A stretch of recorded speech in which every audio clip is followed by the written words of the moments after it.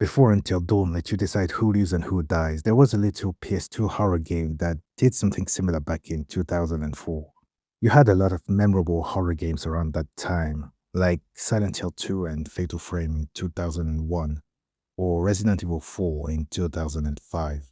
But there were also some more obscure games that never reached the same level of popularity, but still had ideas that were genuinely ahead of that time. One of them was Obscure, a game developed by Hydravision Entertainment, and I have a bit of a personal connection with this one. I remember picking it up from an old DVD shop. I'd been looking for something new to play on my PS2, and the cover caught my attention. It had this menacing ghostly figure that just screamed madness and fear. I had absolutely no idea what I was getting myself into, but the intro couldn't have made it any more clear. It's peak early 2000s. You have the entire cast being introduced with good old Psalm 41 playing in the background. Then everyone leaves school one by one until there's not a single soul left, except Kenny, because he's the cool guy who doesn't have to follow the rules of society. And apparently staying alone in an empty school at night is exactly the kind of thing that makes you look even cooler. But things go very wrong. Kenny gets his bag stolen, follows the thief into the school and discovers an underground lab filled with monsters. He fails to escape, and the following day, the rest of the group, worried about his disappearance, decides to go looking for him. From there, Obscure basically plays out like a teen horror film. You have monsters roaming the school corridors, mysterious experiments, strange plants, secret labs, and a mad scientist behind everything. The story itself isn't exactly groundbreaking. In fact, it's pretty generic, but that's not where the game shines. Because Obscure was never really about having an incredible story. It was about making you enjoy your own horror flick experience, and that's where the game had a brilliant idea. Today, we've become pretty familiar with games where characters can die. Until Dawn, The Quarry, Dark Pictures, Anthology. Games where you try your best to keep everyone alive or let everyone die because you're a bit too curious. But Obscure was doing something quite similar back in 2004.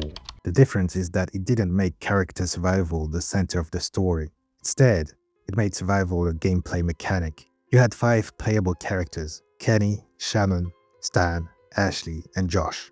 And if you were careless and one of them died, the game didn't simply reload the previous checkpoint and tell you to try again. They were gone for good.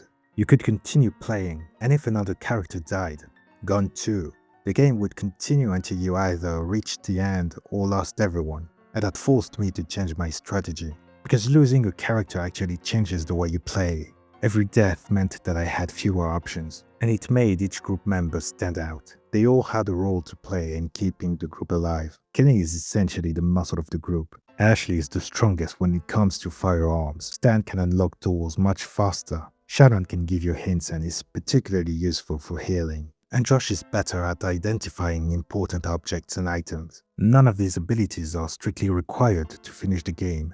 Every character can perform the basic tasks, but having the right character with you could make things faster, easier, or safer. And that was important because you weren't just choosing characters based on who you liked, you were choosing them based on who you needed.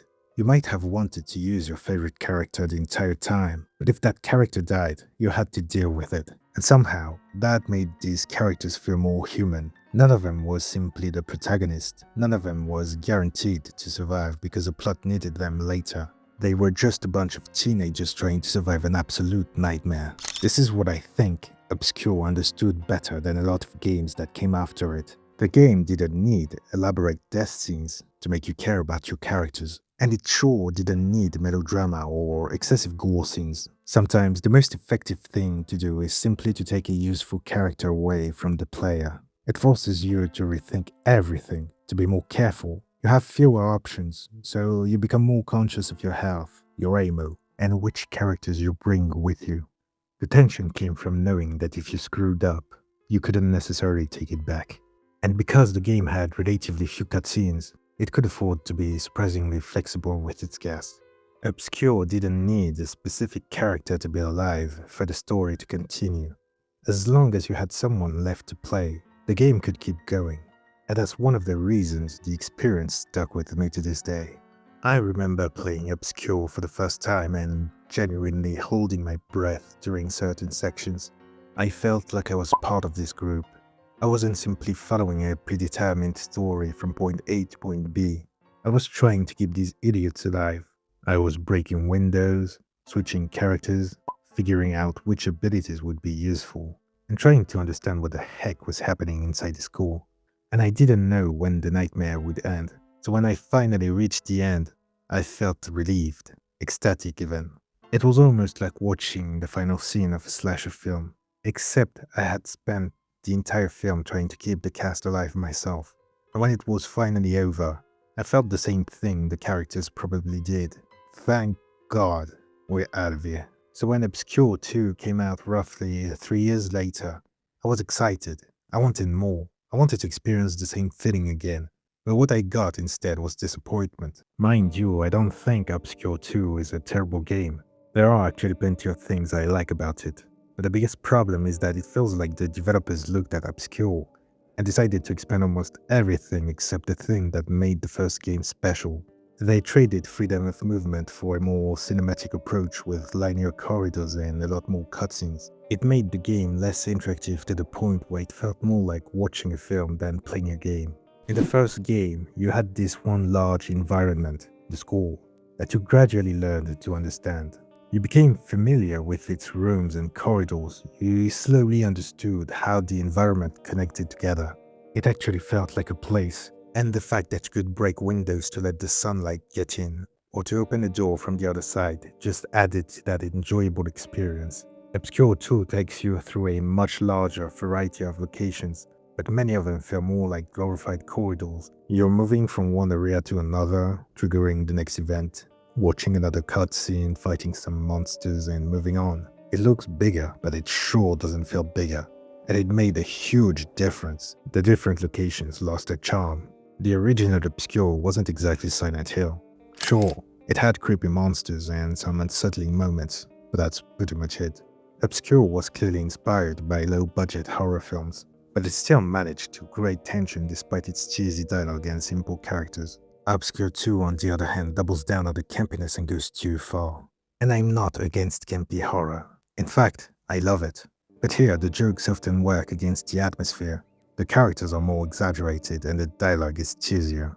And it got so bad that I didn't really feel scared. I couldn't take anything seriously. It felt more like a group of teens fighting piñatas than a group of college students facing a threat. The story doesn't help much either. Characters have a more active role in the story and cutscenes, so they had to give us more in terms of story. But more story isn't always a good thing. At times, I just lost track of the plot, and by the end, I couldn't help but ask, what was the point of all of this? But the moment that made me realize just how different Obscure 2 was from the original was the June section. Even if it was for a brief moment, the game gave me hope. It created the illusion that I was playing Obscure again. You have to protect June and get her to a specific objective, and if she dies before reaching it, the game doesn't give you a game over like for everyone else. Instead, the story continues. The first time I played it, I was shocked. I'd gotten used to the sequel being extremely linear.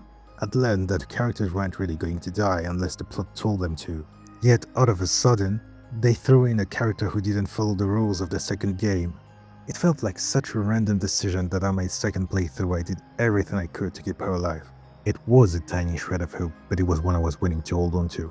Except, it didn't matter. Even if you managed to keep June alive, the game kills her anyway. It turns out she wasn't actually different from the rest of the cast. The plot still dictated her death, and your struggle simply changed where it happens. If you had seen me at that moment, you would have witnessed my face going from pure excitement to absolute seething.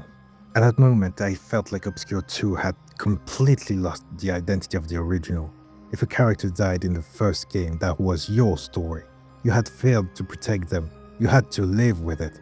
In the sequel, the game not only takes away that freedom, but it also spits in your face. That's a lot more frustrating than simply having a linear story. And what's also frustrating is that Obscure 2 wasn't devoid of good ideas. The music is fantastic. The main theme, Corruption with Rage and Melancholy, feels completely different from the cheesy tone of the rest of the game. And honestly, I think the music communicates the tragedy of the story better than the actual writing does. There are also moments where you can see what the game wanted to be. They tried to make the death scenes more impactful.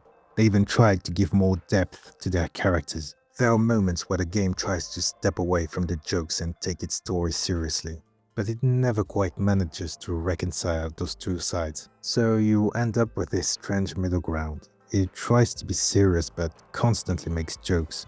It tries to make you care about its characters but doesn't give you the time nor the freedom you need to relate to them.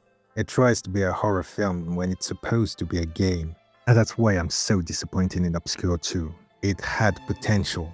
Looking back now, I don't think Obscure deserved to be remembered simply as an obscure PS2 horror game. Its story was cheesy, its acting was questionable, and its gameplay has definitely aged. But underneath all of that was an idea that deserved to be explored further. Obscure trusted the player to fail. It let characters die, and instead of pretending nothing happened, forced you to live with the consequences.